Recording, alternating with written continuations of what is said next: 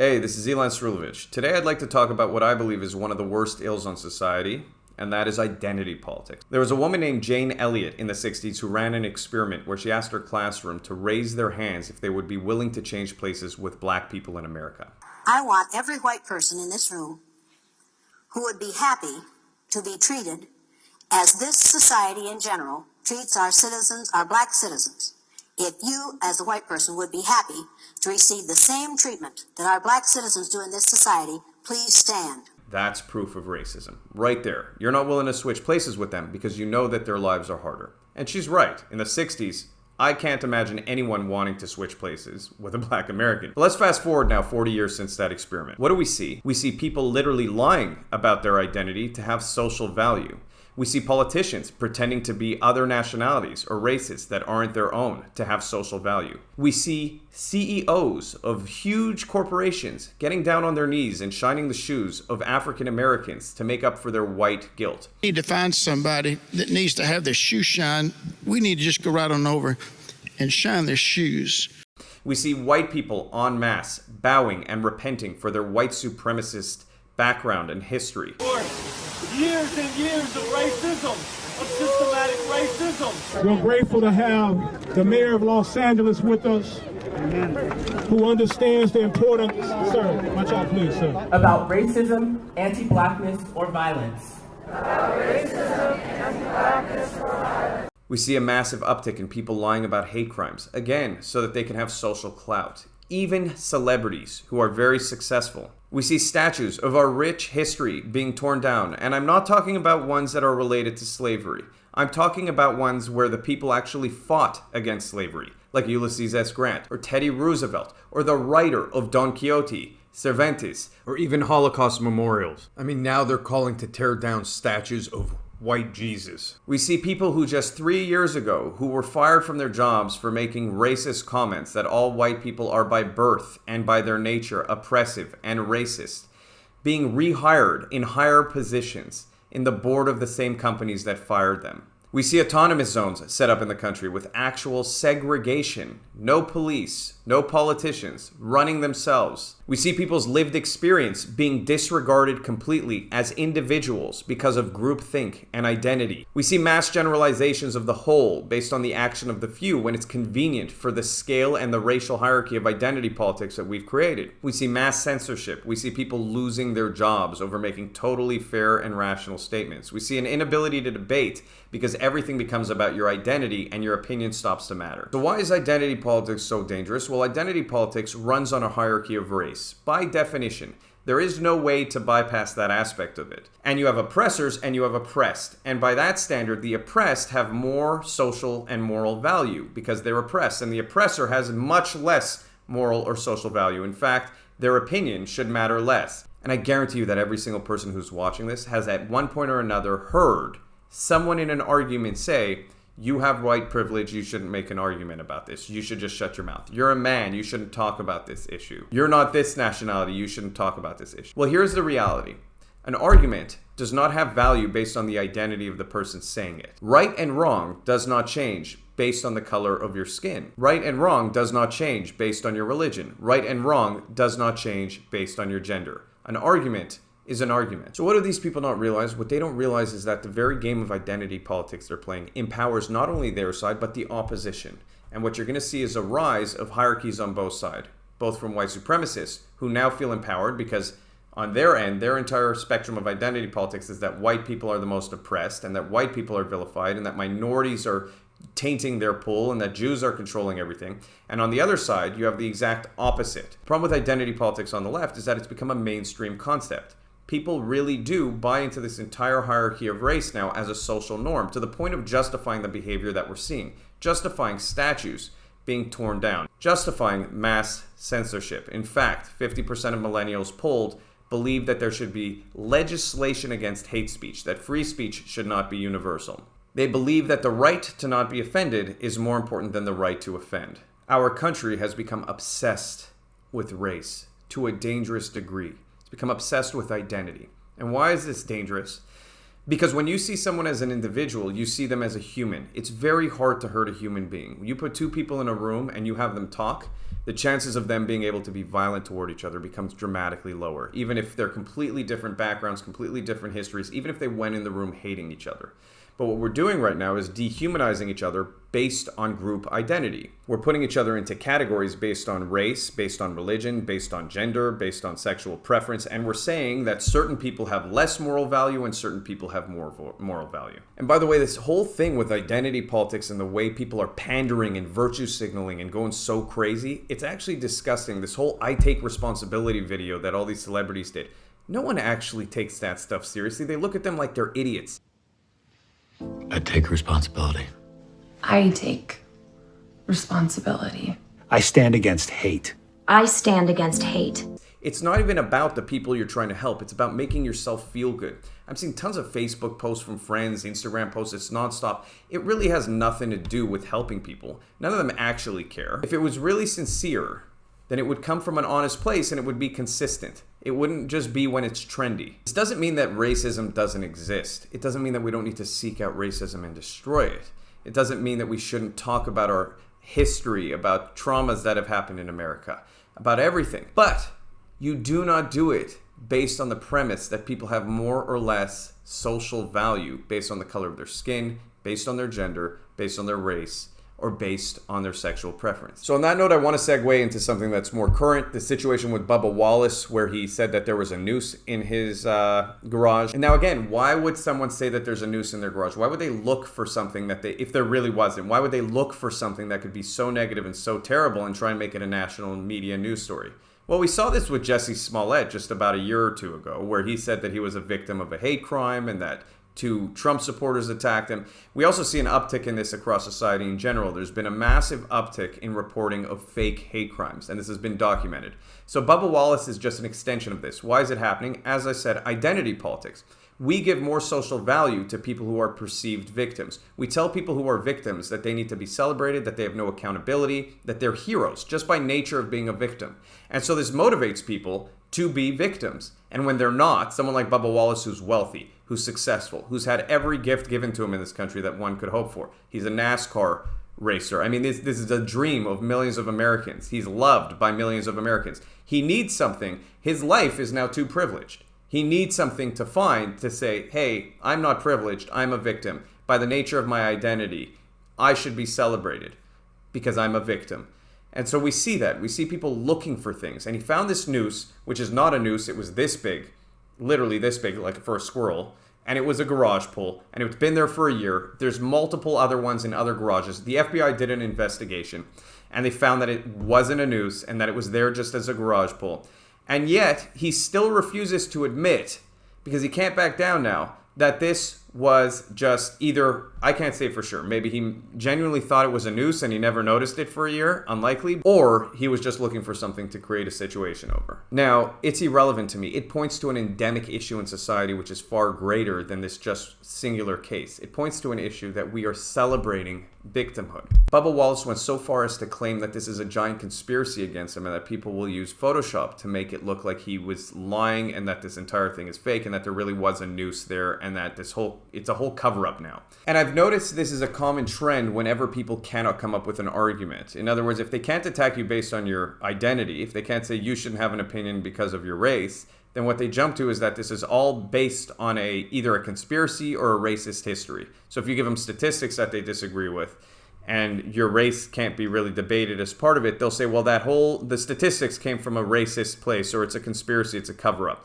to the point where we can't have any rational debate or dialogue on anything anymore. And Bubba Wallace is just another example of this. Even now, in the face of an FBI investigation that clearly proves that the noose is not a noose and that it was there since 2019 and that this entire story is ridiculous, he's still coming out and saying, well, it's all a conspiracy, it's all a cover-up. I mean, it's getting so ridiculous that Twitter just restricted a tweet from the president for saying the following: "There will never be an autonomous zone in Washington, D.C. as long as I'm your president. If they try, they will be met with some serious force." Just a quick note, I like to point this out whenever I see it because it happens so often. If you look at the headline of the article I just posted, it says, "Twitter restricts Trump threat of serious force against protesters." That's a complete lie. He didn't threatened protesters, he clearly said there will never be an autonomous zone in Washington, D.C. as long as I'm your president. If they try, they will be met with serious force. Autonomous zones are actually an act of war on the country you're inside of. He's not mentioning protesters, but this headline makes it seem like he's using serious force against peaceful protesters who are just there hanging out. There have been murders in the autonomous zone. This isn't just happening on Twitter, it's happening on Facebook, it's happening on Google, it's happening on all social media, it's happening in the news, it's happening from our politicians. So everywhere we get our information from is being heavily controlled and regulated to push one narrative and one narrative only. And it's scary to me that does not make people very worried on both sides. Even if you agree with the current narrative being pushed, you should never be pro only one side being permissible. I mean, it's getting to the point where even this recently today, a truck driver just driving down the street had a rope on the back of his truck and someone took a picture and said it's a noose, and they started doxing this guy because they had a picture of his license plate. We are becoming a society that is looking to attack people based on this hierarchy of identity politics. What's happened now, and the reason this whole kind of ideology is dangerous, what's happened now is everyone is being called a Nazi. So we're saying Nazis are the most terrible thing in the world. It's okay to attack Nazis. Because you think about it, people are like, we attacked them in World War II. We saved the world by taking out the Nazis. So obviously, yes, in your head, you're saying, okay, of course, violence against Nazis is justified. But then you start classifying everyone who disagrees with you as a Nazi to justify violence against them. Ben Shapiro, a Jew who's the #1 target of the alt-right, year after year is called a Nazi and targeted by the same people who are supposed to be against Nazis. Jordan Peterson, who says just the most rational things, is targeted as a Nazi, as a white supremacist. Anyone who has an opposing view, Candace Owens, a black woman, is called a Nazi. It doesn't matter, because in the end of the day, what they're trying to do is classify you so they can shut you up, so they can make violence against you acceptable because they cannot debate your ideas. They have to debate your identity. Any argument that relies on identity as its basis for proving itself right is automatically wrong. There is no situation where someone's race is relevant to the argument they're making. If I want to talk about something that has to do with women's issues, and someone comes in and says, hey, this has no value because you're a male, you shouldn't have an opinion of it. And then my girlfriend comes in and says the exact same thing. How are you then going to answer the question? The argument did not change based on the person who says it.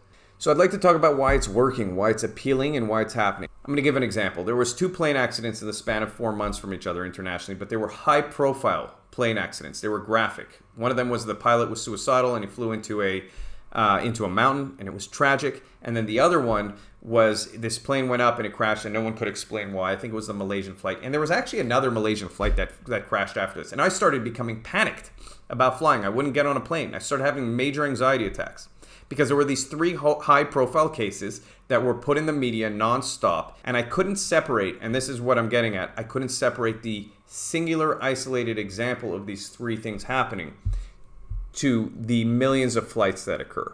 The way people's brains work is that we'll see something, we'll see an image of it, we'll see a video of it, and we will take that, and because we're visual and emotional beings, we'll apply it automatically to the whole. It's actually the foundation of bigotry. It's the foundation of groupthink and generalizing. So what do we see nowadays? We see tragedies happen within the police force, for example. We see what happened to George Floyd. Going back to Oscar Grant in the subway station, which was terrible. It looked like an execution. What happened to George Floyd looked like an execution. What happened to Tamir Rice, where this young kid was playing with a toy gun and got shot so quickly. What happened to Eric Garner. What happened to Philando Castile. Right? And now I just mentioned a lot of names, and you would go, oh man, look, he's mentioning all these names. There's a problem. What people don't realize, and what I even went through this phase. I went through a phase where all these things, where I was inundated with these kind of negative stories, these tragedies, and I said, man, cops are terrible. There's something wrong with cops. Why is this happening on such a mass scale? Why does this keep happening? My brain could not separate my emotional response to it from the actual statistical reality of how likely it is to happen, how endemic or systemic it is, and the realities around the numbers that are actually taking place. What do I mean by this? I just mentioned 5 names. Let's say I could mention 50. Let's say I could mention 100. Let's say I could mention 1,000, which I can't. No one can. If I could mention 1,000 over the past 10 years, that would still be less than 0.00001% of police interactions. There are over 60 million police interactions a year. Over 60 million per year.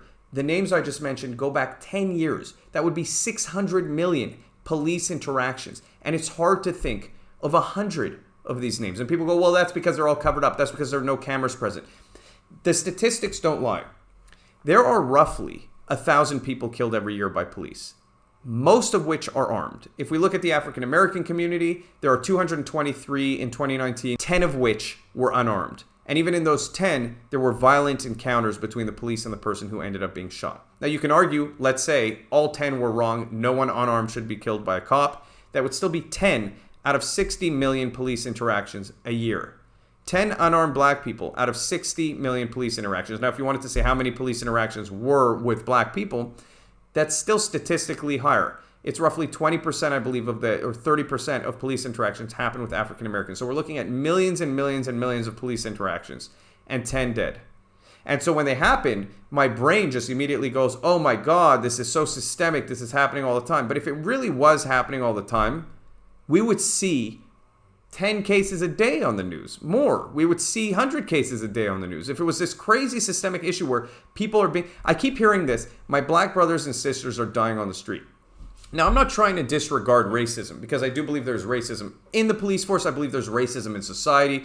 I believe that we need to target this and fix it. But what do you do when you say, my black brothers and sisters are dying every day on the street? You're implying that cops indiscriminately are going out and shooting black people every day on the street.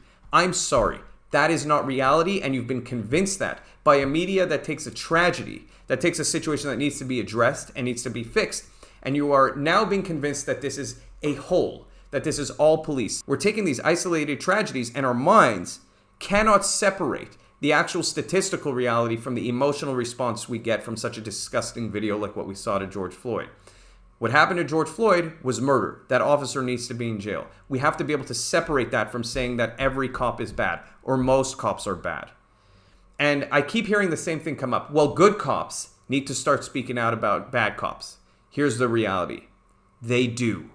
Most IA complaints, most internal affairs complaints come from other cops. The vast majority. Cops are constantly turning in bad cops on a regular basis. If the media took every car accident that happened and put it on the news every day and just highlighted it every day, you would think there is a 100% chance that you are going to die in your car. I promise you. Within 1 year, the media would convince the population that driving is the most dangerous act a person could do, and no one would be driving. That's how powerful this is. You have to be able to question the information you're being fed. You also have to be able to separate your emotional response to something so tragic to the actual statistical reality of it. Why is all this important? What am I getting to? Well, I'm getting to the fact that we have two groups in this country. We have a group playing by the rules and a group not playing by the rules. We have a group that's using identity politics to bypass any accountability and any structure and any cause for debate. And then we have a group that's trying to sit there and play checkers with people who are just coming and slamming the whole board and saying, sorry, we're not interested in playing checkers. And we're still over here trying to play checkers. And so we actually have to start addressing what's going on. Why are police en masse being vilified? This defund the police movement. And people say, oh, defund the police is just about taking resources from the police station and putting it toward other things like mental health, communities that need it. That's a lie. And I'll tell you why. Number one, when you look at the mayor of Minneapolis, he was there groveling for his white guilt. He was on his knees, begging for forgiveness, got up after they forgave him or whatever they did. And the leader of the protest of BLM at that location said, are you willing to abolish the police force? And he goes, the complete abolishment of the police force? She's like, yes, we don't want police. And he goes, I can't abolish the entire police force. Now, the media doesn't like to report this. If you look at the articles that they put up in regard to this, they say he wasn't willing to defund the police. Nope. He actually said he's not willing to abolish the police because to them, defund is always about abolishment in the end. This wasn't one person at the protest who said they want to abolish the police. It was the entire protest. And we see this happening in mass locations. The entire autonomous zone concept is about police-free zones. You had celebrities bailing out, spending millions, bailing out violent looters, not protesters, violent looters. I've heard them chanting over and over, burn it all down. They want to start from the beginning. The leader, one of the founders of BLM, was on a podcast recently saying she's a proud Marxist. These are certain realities we have to face. The BLM leaders have come out and openly said that they want to start their own community policing, their own armed community policing. So we have to listen to people when they tell us things. We can't just disregard what they say and say, no, defund the police is about taking some money and putting it toward communities. Again, I don't buy it because I'm looking at the actions and the things that the people who are leading the defund the police movement are actually saying. And what they're saying is they don't want police. And we're already seeing the effects of it. We're seeing the dismantling of certain police units. We're seeing money taken out of the police stations. Now, if there is this crazy problem with the police, which I don't argue, the police do need more training, more accountability, more screening. So there are problems. We all agree. I think most police would agree that there is a problem that should be addressed.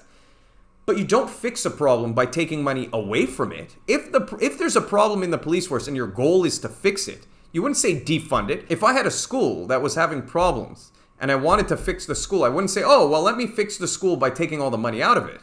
Taking all the money out of the school, or 80% of the money, or whatever they claim they want to do, would get the school shut down. That's the inevitable result. It would accelerate whatever issues existing.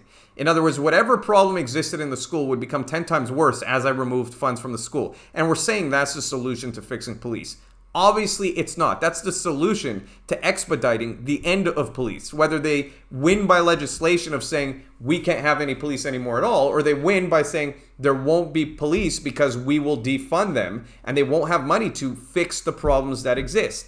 And by the way, the end result in this, which is the thing that pisses me off the most, is actually more of the problems we see today. All these things they claim they're fighting about, which are, situations of racism, situations of shootings that happen way too quick or that could have been averted, situations where there's no accountability. All that's going to increase as you defund the police. Number one, you increase tension between communities and police. What we're doing right now is we're telling people police are dangerous every day, despite the statistical reality that if you are unarmed, polite, and comply, the chances of being killed are significantly lower, regardless of your race, regardless of your gender, significantly lower than being struck by lightning.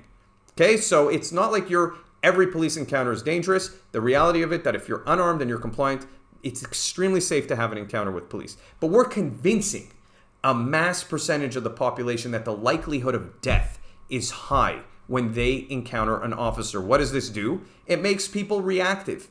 It makes people scared. It also makes people not see police as human. It also makes police more reactive because police are now going into situations where they know that there's tension, where they know that people see them as dangerous, where they know that people are more reactive, and they themselves now are going, oh, I have to be more reactive because I have to protect myself. It's a self-fulfilling prophecy. So the end result of all this is going to be significantly more problems between police and communities. The defund police movement inevitably will have police stepping down because they won't want to do their job anymore. We'll have increased violence between police and communities. We'll have increased problems within the police force because the people who are going to take the job are not going to have money for PTSD screening, for issues that happen within the police force, for anything. So why?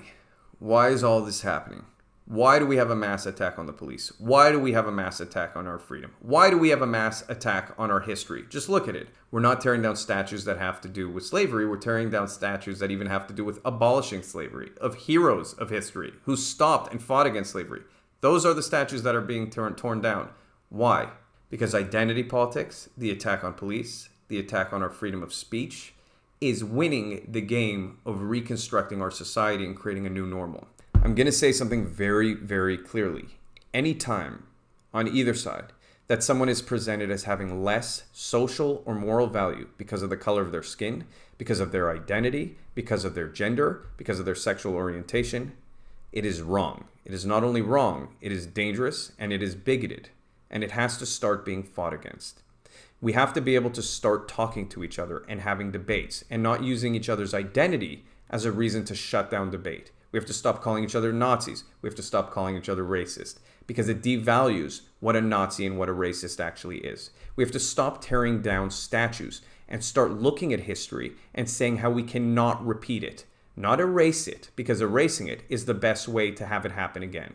And most of all, we have to stop being complacent in the face of people being violent, in the face of people telling us what we can think, in the face of people telling us what we can say. We have to start standing up for our ideals.